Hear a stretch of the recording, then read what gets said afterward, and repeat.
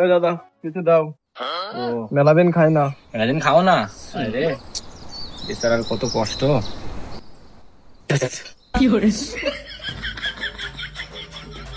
আজকে হবে না আজকে না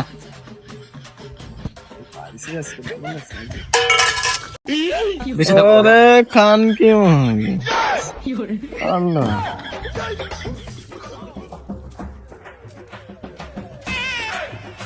এই দাদা কেউ বাড়ি আসো নাকি? আমি অনেকদিন কিছু খাই না, দুটো ভিক্ষা দাও। খিদে আইসে আনে ওয়া বেলায়।